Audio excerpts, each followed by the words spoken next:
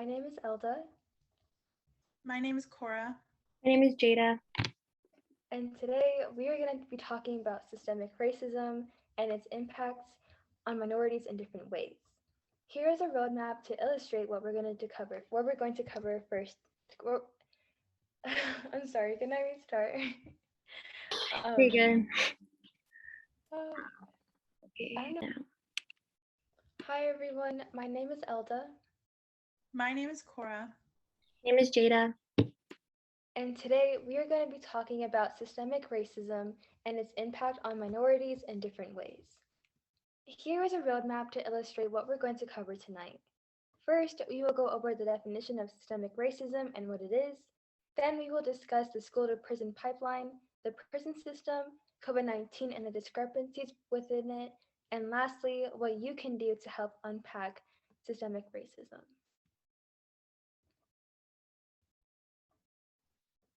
To start off, we will discuss a little bit about the historical context.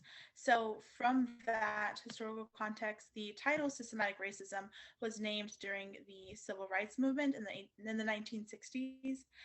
The definition is systems and structures that have procedures that disadvantage minorities. So this also makes participating in society harder. Joe Persad, a Harvard grad, explains systematic racism as the intricate infiltration of racism into policies and the execution of those policies. In other words, it is not person to person, but policy, racist policy to person. There are some historical policies that we have seen that can be used as examples of systematic racism being implemented. One is the three-fifths compromise, which stated that any person who was not free was counted as three-fifths of an individual. There are also fugitive slave laws and slave trade laws. Fast forwarding, there are the Jim Crow laws in 1965, after the ratification of the 13th Amendment. These laws would prohibit African Americans from voting, getting a job, and as what I stated earlier, made it harder for them to participate in society. In addition, the separate but equal doctrine was implemented, which led to racially separated facilities for education, with, of course, African Americans not getting the same education. Today, we still see systematic racism being implemented and enforced. Some examples of today are drug arrests. For example, white and Black Americans are equally likely to use marijuana, but Black people are 3.7 times more likely to be arrested. Another unproportional rate involves incarceration. So with incarceration, 700 out of 100,000 white Americans are incarcerated, while 4,000 out of every 100,000 African Americans are incarcerated. And lastly, government surveillance. Recently, the NYPD has been exposed for using ancestries of interests to target Indian, Pakistani, Lebanese, and more ethnic groups. Yes, those are really good points about what systemic racism is. This ties into schools, as the school to prison pipeline is one of the biggest issues facing poor and minority youth.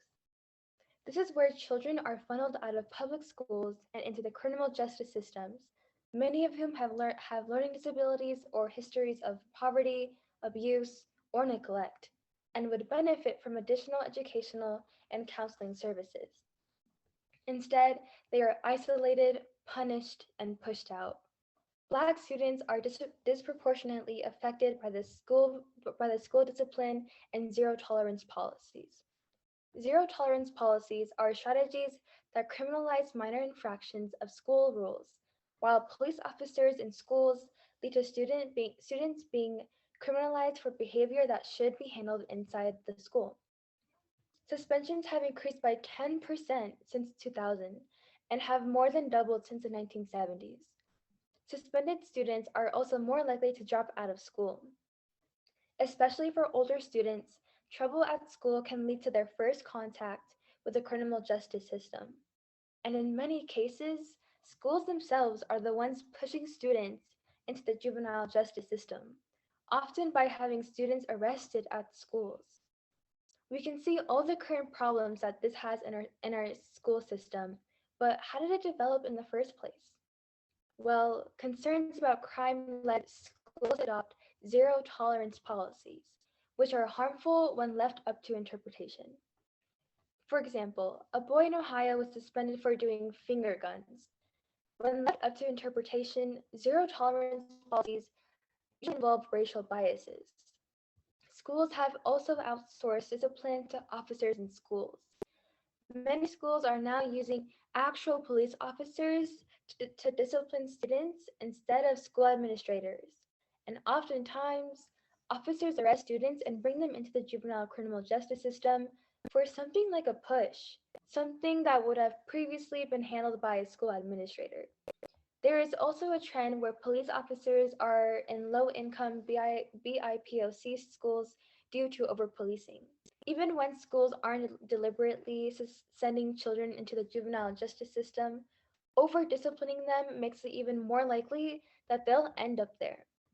Students that are suspended are more likely to repeat a grade or drop out of school entirely versus students that aren't. Students who drop out of high school are also more likely to fall into poverty. So as we've just introduced a lot of information, so some questions to be thinking and to ask are, why do you think these issues still persist today? Is it because those in power don't want to change what they have created? Or are these issues too deep to help change anything?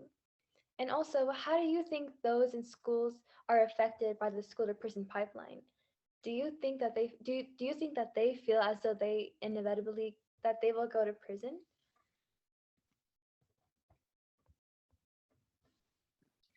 So now we're going to segue into some basic facts about our prison system.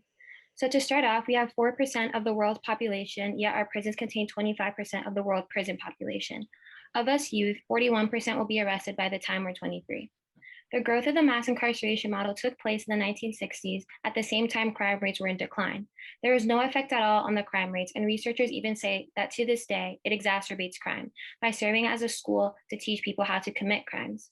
Crime rates only started declining in the 90s, but this was not due to our incarceration rates, because crime rates were declining in other continents, such as Europe, which barely incarcerates at all. In other words, $75 billion a year of our taxes are funded towards a proven to be failed experiment. And one more statistic, one that was shocking to me when I had first learned about it, is that 74% of people behind prisons have not yet been convicted of committing a crime. Despite declining crime rates in the late 1960s and early 1970s, Nixon declared a war on drugs, the first president to begin this trend. He believed drugs were the #1 enemy and would argue that drugs were the reason to be tough on crime. But his policy advisor said in an interview, "We couldn't make it illegal to be either against the war or Blacks, but by getting the public to associate Blacks with heroin and then criminalizing it, we could disrupt those communities." Did we know we were lying about the drugs? Of course we did. And so mass incarceration began with racist intent. But then Reagan took Nixon's rhetoric to a new level when he took office, legitimizing Nixon's rhetoric and causing the prison population to explode. The prison population doubled from 329,000 to 627,000 during his time. Lee Atwater, a strategist for the Republican Party during this time, essentially said in an interview that because they couldn't say the N-word outright, dehumanize Black people anymore, they strategized using economic equality and criminalization to hurt Blacks more than rights. Once again, racism was intentional. But I want to emphasize that this was a bipartisan effort. In the 1990s, Clinton implemented a $30 billion federal crime bill that set the stage for all kinds of perverse incentives. And it militarized our police, implemented SWAT teams in rural areas, instituted the death penalty for nearly 60 more crimes, and even encouraged the prosecution of young people as adults. And in our prisons, not only are people raped, dehumanized, starved, but many are also subject to prison labor, a form of slavery that we urge you to look into after this presentation.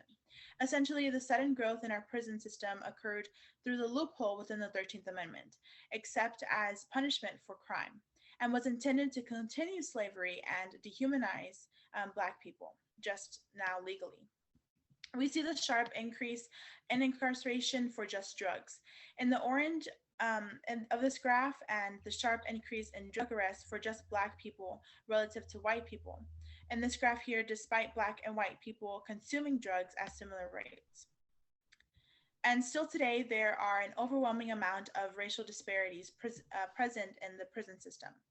Let's first start with the death penalty. The death penalty's application is overwhelmingly racist, as people of color are constantly overrepresented on death row. Black Americans make up only 13% of the America's population, around 34% of America's prison population, yet 52% of Americans' death row population. The chances of receiving a death sentence are 4 times higher for Black defendants than white, and the disparity roles do not end here. The ACLU found that of the death row population, about 82% were convicted of crimes against white victims. The death penalty is used significantly less against cases involving Black victims. The way our country applies the death penalty today is a devaluing of Black life on both sides. America was built on the criminalization of Black people, stemming from Black codes, which restricted the rights of slaves after Reconstruction and Jim Crow segregation, and this criminalization remains prevalent today. There are several factors that contribute to racial disparities in how we apply the death penalty, but let's break down a few. Prosecutorial discretion is a big one. Prosecutors have the choice in whether to charge defendants in state or federal courts, and racial minorities are overwhelmingly being charged with the death penalty in federal courts. There is also an issue of poor legal counsel. Minorities are among the poorest in America and are unable to gain proper legal representation in death penalty cases. State-appointed lawyers are more often than not overworked and underqualified.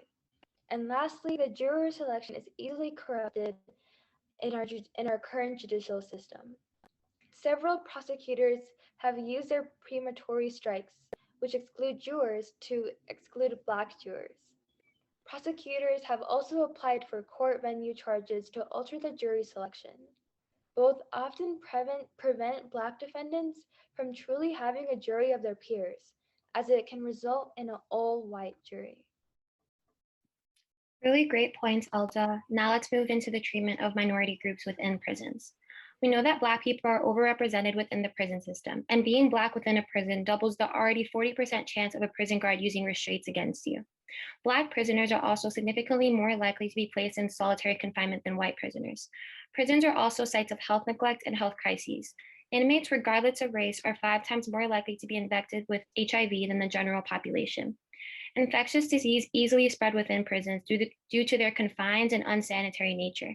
22% of the incarcerated population has reported having tuberculosis, hepatitis B, AIDS, or other STDs.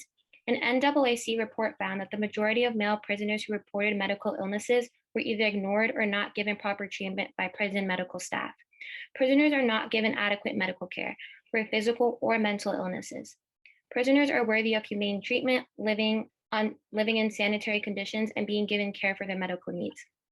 So here are some more questions to think about as we move through our presentation. What are some changes that you think could possibly be made to avoid manipulation of the jury selection process? And have you seen or known of any pushes for reform in these areas of health and prosecutorial misconduct? And it is so sad to see much discrimination in the prison system. Systematic racism also exists in COVID as well, as the systems put in place have led to minorities facing higher rates of COVID and death. For example, according to the Anti-Defamation League, communities of color are at increased risk of serious illness related to coronavirus due to systematic inequities and structural racism in housing, unemployment, education, and healthcare systems. This structural racism is a combination of systems and factors that advantage white people, but for people of color cause widespread harm and disadvantages in access and opportunity. It is grounded in the history of our laws and institutions, which were created on a foundation of white supremacy. And it still exists in the institutions and policies that advantage white people but disadvantage people of color, and takes place also in the interpersonal communication and behavior, such as slurs, bullying, offensive language, and that maintains and supports systematic inequities and structural racism. Not only are communities of color tragically hit the hardest from COVID, but also it makes it difficult for people of color to wear masks at time due to stereotype and bias. Many Black people and Latinx people, particularly African American men, fear that they will be viewed as menacing, criminals, or gang affiliated if they wear masks in public. In Michigan, where COVID-19 hit early and hard, African American people make up just 14% of the total population, but 40% of those have died from the virus. According to the New England Journal of Medicine, education, employment, housing, credit markets, healthcare, and the justice system mutually reinforce practices that allow or encourage discriminatory beliefs, stereotypes, and an unequal distribution of resources. These systems affect health through a variety of pathways, including social deprivation from reduced access to employment, housing, and education, increased environmental exposures and targeted marketing of unhealthy substances, inadequate access to healthcare, physical injury and psychological trauma resulting from state-sanctioned violence, such as police brutality and chronic exposure to discrimination, and diminished participation in unhealthy behaviors, and healthy behaviors such as coping mechanisms. Systemic racism feeds off of itself as one system provides a pathway for another to be discriminatory. And one more question for us to think about is, in what ways do you believe we can help communities of color alleviate some of the struggles they are experiencing in relation to COVID? So that was a lot of really information, but now we must digest it and take action to help prevent systemic racism. The most important weapon that we all have is our voice. Silence is violence. Silence is complicity. Silence is approval and co-signing. Silence communicates things that we may not intend. The only way to communicate your belief in racial justice is to speak it out. We must take the initiative to voice these injustices to our governors and senators. We must spread awareness through any platforms we have and ensure that our voices are heard loud and clear. Thank you so much for listening and educating yourself on the impacts of systemic racism in our nation. We hope that you learned so much from this, and remember to continue to spread your voice, spread awareness of these issues, and educate yourself. Thank you.